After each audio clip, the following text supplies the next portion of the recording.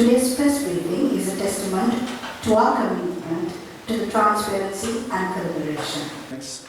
From electronic, printed media and social media organizations and individuals and friends, and also equally welcome to my executive committee members and also the heads of staff, heads of departments of Football Federation and other staff. And also I take this opportunity to welcome our good friend Stuart Reagan from Scotland, who is a senior consultant for FIFA, and also we have Prince Rufus, who is also a very known character for Sri Lanka. We met him several times. He's a development manager for FIFA South Asia. And we have Choki Nima, technical officer for FIFA South Asia. We warmly welcome all of you all, Stuart. Primarily the objective of this press conference, I'll be talking in Sinhala also in a while. Sinhala, just at the introduction I will speak in English. As you know, Football Federation of Sri Lanka has gone through a lot of turbulence time, a lot of troubles for past 1 year, from 2022, specifically from September. So we went through some legal process, hurdles, a lot of issues. But as a federation, as a football family, we fought together, we were united, and we have bounced back to a very strong organization with the new election. Then with the new election of some experienced people in the executive committee, and with the support of many leagues, clubs, stakeholders, media and everybody, we have earned the trust, confidence once again in Sri Lankan football. So we know, as the new management, new executive committee, there is a lot of hope, a new hope, new expectations from everybody in Sri Lanka, including media, players, stakeholders, schools, governments, ministries, everybody, even including FIFA. AFC is also looking forward for a new change and new era of Sri Lankan football. In this context, as a first step, we have asked for the support of FIFA and of course AFC to support us in areas where we need to lay the foundation strongly. As you know, Football Federation started about 1939. We had different eras, different years, different presidents, different administrations. But right now, what is lacking for us is our foundation is very weak. Because our foundation is weak, we cannot build a sustainable, a stronger pyramid or a house on a weaker foundation. So therefore, it is our desire and intention to lay a strong foundation first. Sometimes the hard work what we are doing right now may not be visible, may not be seen by everybody right now. But when we build this foundation strongly, and when we build the house on top of it later on, then you can see, the entire country can see, the world can see how strong the Sri Lanka football is going to be. As a first step, we have asked FIFA to support us in some consultation process, some capacity building process to lay the foundation. So we as a country need a football strategy, a long-term strategy to show the world who we are, what we are doing and where we want to go. So this strategy has to be drafted not only as a vision of me as a president, but also as the desire and likings of needs of everybody, including media. So what we have done is we have invited Stuart and the team to come and sit with us to list out the important priorities for the next 12 to 18 months while we build an inclusive, a strong, longer-term strategy for football in Sri Lanka. We believe everyone in this country deserves to know where we are going. What is the pathway for each kid to reach the national team? What is the pathway for a club to come to the top league? What is the pathway of a coach to come up in football? What is the pathway of a referee? What is the pathway of media and other stakeholders? So there has to be a very clear, written down strategy for Sri Lanka, and this needs to be published, discussed and announced to the country, so that when you write, when you see things happening, you can evaluate, you can see whether we are in line with what we have agreed and what we have published. So this is the whole idea of having a written strategy for Sri Lanka. So today, as a first step, Stuart visited 2 days ago. The day before yesterday, on Monday, we had an internal meeting with heads of department, me as the president, some of the exco members. We got all the data. We have collected many information, our regions, clubs and everything. And we have done a bit of analysis. And yesterday, we met with the new sports minister, Honorable Harry Fernando, in the morning. And we have discussed about our plans, our approach, and our assignments for football. And today, again, we met with the executive committee with the draft and list of items, list of actions, list of activities that is going to take place in terms of this strategy for the next 6 months to 1 year to 18 months. So that was basically the exercise.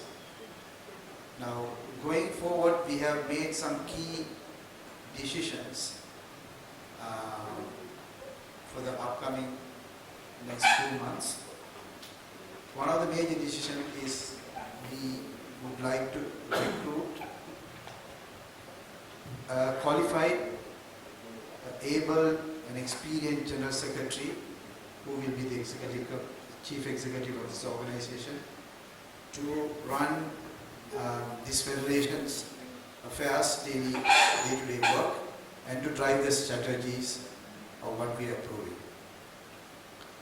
On top of that, we also would like to recruit a technical director with a pro license,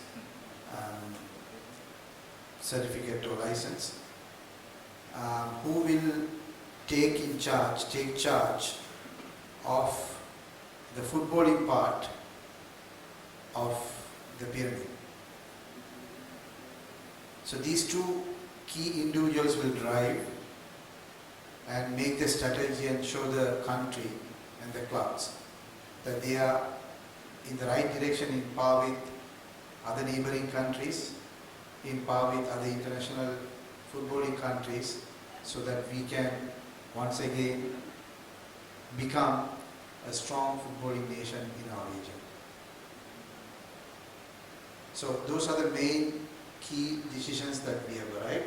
Along with that, we have set up a roadmap from now to December next year, about 25 tasks to be achieved by different persons, different committees, different individuals to fulfill those tasks during that period. By doing this exercise, what we are trying to do is we are trying to have an inclusive approach of meeting the media, meeting the school, meeting the players, meeting the stakeholders to discuss about our plans, discuss about our way forward, and to get their opinions and ideas, and to make a final strategy in the way forward. Next year is going to be very challenging for us in terms of getting the finances, getting the calendars, getting the competitions back on track, because I think we have not played a competitive football for the last 2 years or maybe more, because after COVID we had some footballing activities during my last January, but these are like just to restart football. But if you talk about football development, sustainable football model, we have to now put a solid plan for the next few years, and then we believe if we are to compete internationally, and if we are to use football as a tool to popularize among villages, cities, schools and other stakeholders, we need to have a very clear vision. So this is a journey that we have started. The good news is we will have, in January, we will have a proper calendar published for 2024 and 2025, so that it's going to be a fixed calendar of football season, fixed calendar of football development activities, fixed calendar of coach education, referee educations and etc. So you will see what is really happening month by month, week by week in football landscape in Sri Lanka. So just to touch upon that, before we talk more, I would invite Stuart to address the gathering with few words and elaborate his task. Thank you, President. I'm delighted on behalf of FIFA to be here with colleagues to support the Football Federation of Sri Lanka. For us, this is a classic turnaround situation. Football in Sri Lanka has been through some difficult times. Fortunately, a new executive committee is in place with some very capable people involved, and they have requested support from FIFA to try and help them plot the map to lead football forward in this country. The executive committee cannot do this on their own.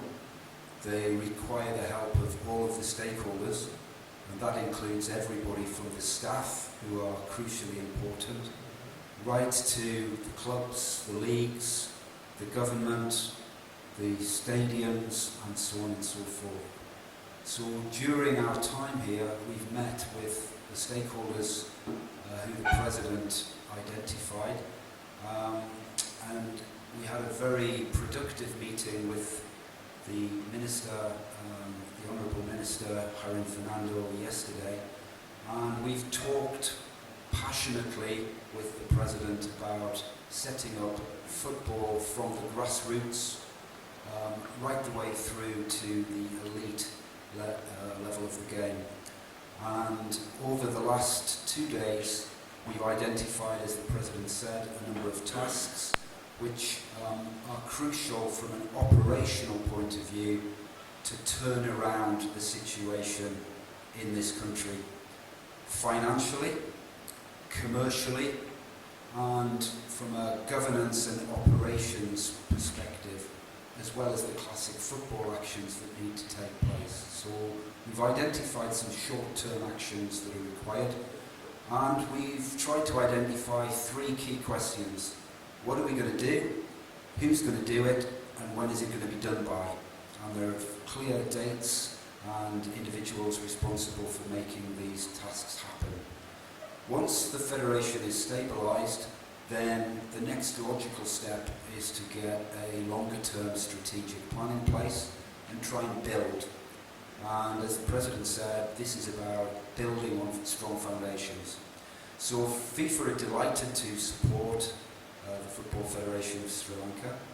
They have a big task ahead of them, but they are committed. And we've met the Exco today. They fully understand their roles and responsibilities, and they have accepted the task willingly. And we're looking forward to supporting them on the journey ahead. We really appreciate the media coming to hear the story and hopefully to ask questions that you feel would help you understand the situation better. But from my own perspective, thanks very much, and we look forward to working with you to get football back on the map in this country. Thank you very much. Thank you, Stuart. මේසරේට බැලුණා.